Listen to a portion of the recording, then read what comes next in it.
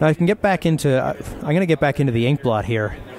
I'll take you back up, show you the ink blot that we rendered out of Houdini. And you can see here we've got our pink and blue loveliness. What we did was we then went and separated that out into our secondary pass that I talked about before and our primary pass. And we combined those two together. Now, the beauty of having them separate like that is that we could dial them in and out as we wanted. So from scene to scene, from shot to shot, the lighting was slightly different, and because the lighting on his face was different, how the ink blot would react would be different. We'd need to dial it darker or lighter.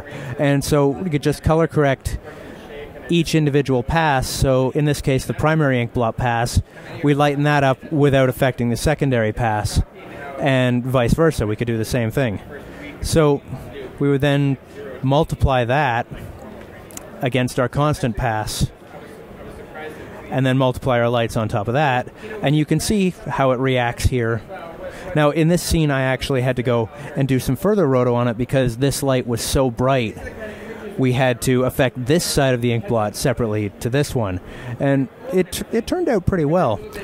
We really, for the most part, got really good reaction from the ink blot to the lights to the fabric, and we were able to convincingly create this fabric on the plate.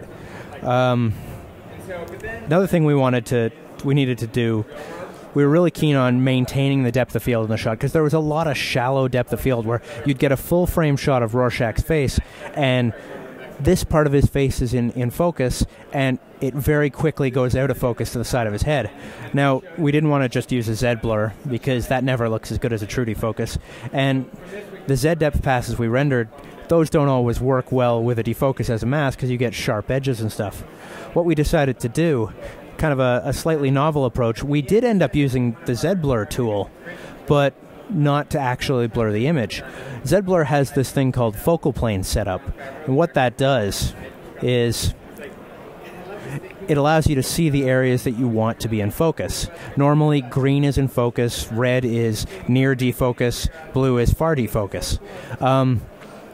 But we decided we didn't care about the green being in focus. We wanted to use either the red or the blue as a matte to apply a defocus. So it's a nice soft gradient mask that we could dial in using the Z blur tool. We would actually use this focal plane setup as an actual image for a mask. So in this case, because it was the front of his mask that was just ever so slightly out of focus, we wanted to use the red. Most of the time we used the blue because the front of his face was in focus.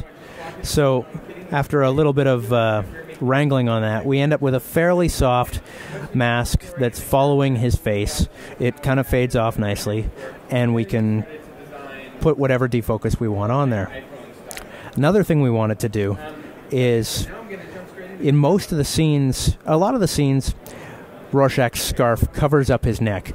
And you can see here that we've rendered all the way down to the base of his neck, the base of the mask. A lot of cases we didn't want to use that because the mask on the stand-in mask that Jackie was wearing on set had a lot of nice deformations, a lot of nice wrinkles and shadows, and there were no tracking markers on the neck, so nothing we had to take care of there. We wanted to be able to get rid of the CG neck where we could, but we didn't want to have to roto that because, you know, tracking soft edge roto, keeping it in the exact same place on a CG render would be tricky. So what we ended up doing is we rendered a blend mask. It was just a mask we painted with a gradient that you can see fades off in through here. And we were able to take color corrects and dilate erodes. If I put this into there, we could color correct that and say we want more of the neck to show. You can see it goes more green there, or less of the neck to show. And if I go back to the RGB, once we pre-multiply it by that mask,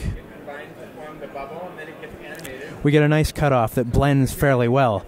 In some cases, you still have to roto a little bit in there, but it ends up cutting it off nicely, blending it into the neck that's already there.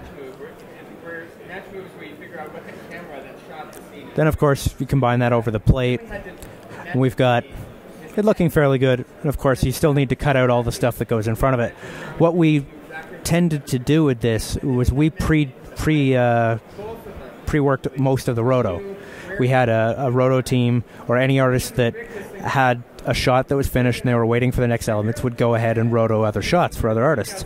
In this case, we didn't have the roto ahead of time. So what I ended up doing was, again, tracking his hands, we would roto his hands. And there's a lot of motion blur in this scene. If you remember, as he was pulling the mask down, it's going down really fast. And we didn't want to have to take the time and try and feather out the masks to try and get that. But the nice thing with Nuke is that we're able to use its motion blur 2D and its vector blur. If I show you the roto, you can see it's a hard edge roto there. But using the vector blur, if I go back to a motion blurred frame, you could see we get a nice soft motion blur that matches with the scene. And so that saved us a lot of time in scenes where we had to do that. So, all in all, we end up with this scene where everything's very nicely blended, very nicely integrated, and you got a believable fabric, a believable ink blot, and the ink blot itself tells a story. It gives a performance. So, if we look at the final for this shot, so then what we did is we had the full text, the benchmark palace, the directional. We end up with a really nice looking shot that's fairly convincing. Everything reacts to the light the way it should.